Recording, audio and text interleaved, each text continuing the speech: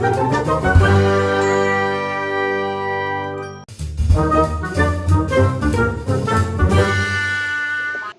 के घर के बाहर एक चिड़िया ने अंडे दिए थे।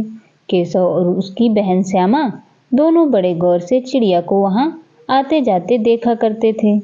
सुबह उठकर वे सबसे पहले घर के बाहर पहुंच जाते और चिड़िया को वहां बैठा पाते।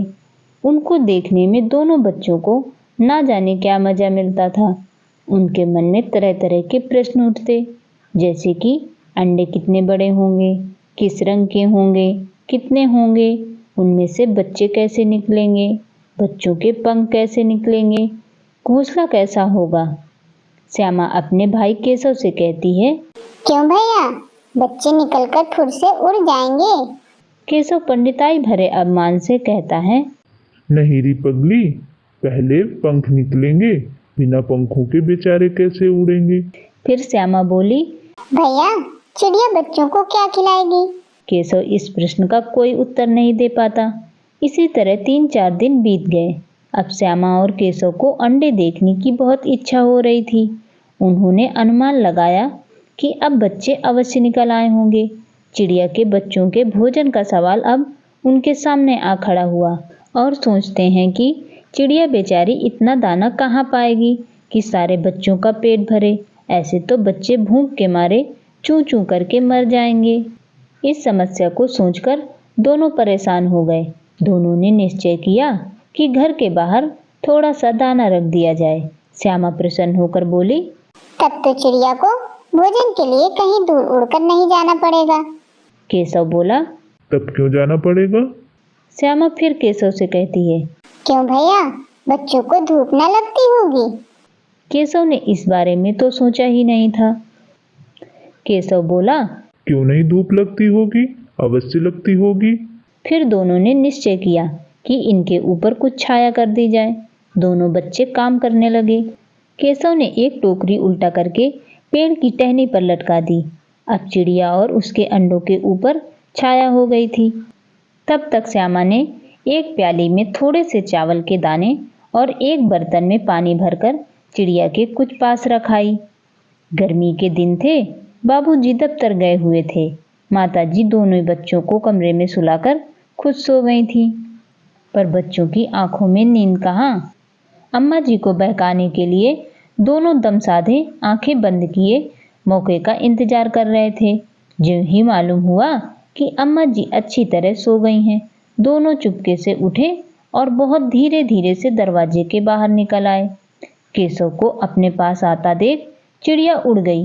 केशव ने सोचा कि अंडे के नीचे कुछ मुलायम चीज रख दूं, जिससे अंडों को कोई नुकसान न पहुंचे, क्योंकि केशव ने चिड़िया का जैसा घोंसला पेड़ पर देखा था वैसा घोंसला ये नहीं था। चिड़िया ने ऐसे ही जमीन पर अंडे दे दिए थे। श्यामा ने एक कपड़ा दिया और केशव ने उसे अंडे उठाकर अंडों के नीचे वह कपड़ा बिछा दिया। श्यामा बोली, भैया, मुझे भी अंडे छूकर देखना है, मुझे भी दिखाओ ना। केशव ने कहा, कहीं तुमसे अंडे फूट गए तो अम्मा मेरी चटनी बना डालेगी। श्यामा ने आंखों में आंसू भरकर कहा, तुमने मुझे नहीं दिखाया, मैं अम्मा जी से कह दूंगी। अम्मा जी से कहेगी तो बहुत मारूंगा, कह देता हूँ। इतने में ही माँ घर के बाहर आ जाती हैं और कहती हैं, तुम दोनों बाहर कब निकल आए? मैंने मना किया था कि दोपहर में बाहर ना निकलना। माँ बच्चों को डांट डपट कर अंदर ले गई और दोनों बच्चों को सुला दिया। इस बार दोनों को नींद आ गई थी। 4 बजे श्यामा की नींद खुल गई और दरवाजे भी खुले हुए थे। श्यामा दौड़कर दरवाजे के बाहर आती है और चिड़िया के पास पहुंचती है। उस समय चिड़िया वहां नहीं थी। सहसा उसकी निगाह अंडों पर पड़ी। वह उल्टे पैर दौड़ती हुई कमरे के अंदर आकर जोर से बोली, भैया, अंडे तो फूट गए हैं और बच्चे उड़ गए हैं। केशव घर के बाहर आया और देखा तो तीनों अंडे फूटे पड़े थे। उसके चेहरे का रंग उड़ गया। श्यामा ने पूछा, भैया, बच्चे कहाँ उड़ गए? केशव गुस्से से बोला, तेरे सिर में। तब तक अंदर से आवाज आई, तुम दोनों बाहर धूप में क्या कर रहे हो? श्यामा ने कहा, अम्मा जी, चिड़िया के अंडे फूट गए हैं। अम्मा बाहर आई और गुस्से से बोली, तुम लोगों ने अंडों को छुआ होगा। श्यामा बोली, अम्मा, भैया ने ही छेड़ा था अंडों को। अम्मा बोली। तू इतना बड़ा हुआ पर तुझे इतना भी नहीं मालूम कि छूने से चिड़िया के अंडे गंदे हो जाते हैं। चिड़िया फिर उन्हें नहीं सेती। श्यामा ने डरते डरते पूछा। तो क्या चिड़िया ने अंडे गिरा दिए अम्मा जी? अम्मा जी बोली। और क्या करती? केशव रोते हुए बोला। मैंने तो केवल अंडों को कपड़े के ऊपर रखा था अम्मा जी। पक्षी या जानवर अपने अंडे और बच्चों को एक विशेष महक से पहचानते हैं। जब उनके अंडों को कोई इंसान छू देता है तो वह महक गायब हो जाती है और छूने वालों के हाथ लग जाने के कारण बदल जाती है।